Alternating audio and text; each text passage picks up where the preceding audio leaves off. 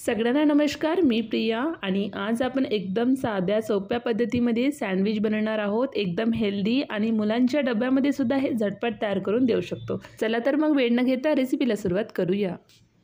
सुरुवातीला एका भांड्यामध्ये अर्धी वाटी बारीक चिरलेली कोबी, पाव वाटीपर्यंत शिमला मिरची, पाव वाटी किसलेला गाजर, पाव वाटी मेयोनीज, चवीनुसार मीठ घालायचं आहे आणि पाव चमचा काळी मिरी पावडर घालायचा आहे। हे सगळं यामध्ये घातल्यानंतर चमचेने एकदा मिक्स करून घ्यायचं आहे आणि यानंतर हे 1 तासासाठी आपल्याला फ्रीजमध्ये ठेवून द्यायचं आहे। थंड जर आवडत नसेल तर फ्रीजमध्ये ठेवण्याची गरज नाही, आपण डायरेक्ट हे सँडविच तयार करून घेऊ शकतो। इथे मी 1 तासासाठी फ्रीजमध्ये ठेवून दिली आहे आणि 1 तासानंतर फ्रीजमधून काढून घ्यायचं आहे। परत एकदा चमचेने मिक्स करून घेऊ।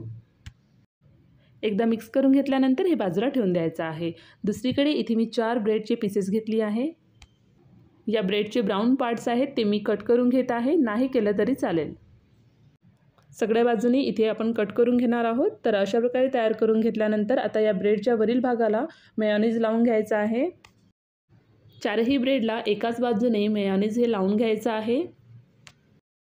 सगळ्या ब्रेडला लावून घेतल्यानंतर आता यावरती थोडंसं काळी मिरी पावडर आणि थोडंसं मीठ घालायचं आहे आणि यानंतर आपण तयार करून ठेवलेले कोबीचे स्टफिंग ठेवायचं आहे। कोबी स्टफिंगला ब्रेडवर पसरवून घेतल्यानंतर दुसरा ब्रेड त्या स्टफिंगवरती ठेवायचा आहे। तर बस इतकंच। तर इथे आपला सँडविच हे बनवून तयार झालेला आहे। हे आपण असंच खाऊ शकतो किंवा कट करून सुद्धा घेऊ शकतो। तर अशा प्रकारे तयार झालेला आहे सँडविच आपण टोमॅटो सॉस किंवा टोमॅटो केचप सोबत खाऊ शकतो किंवा मुलांच्या डब्यामध्ये हे देऊ शकतो।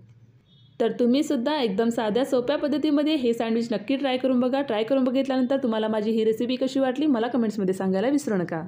जर रेसिपी आवडली असेल तर लाईक करा, शेअर करा आणि हनीप्रिया खजाना चॅनलला सबस्क्राईब करायला विसरू नका। परत भेटूया अशाच एका नवीन रेसिपीसोबत। धन्यवाद।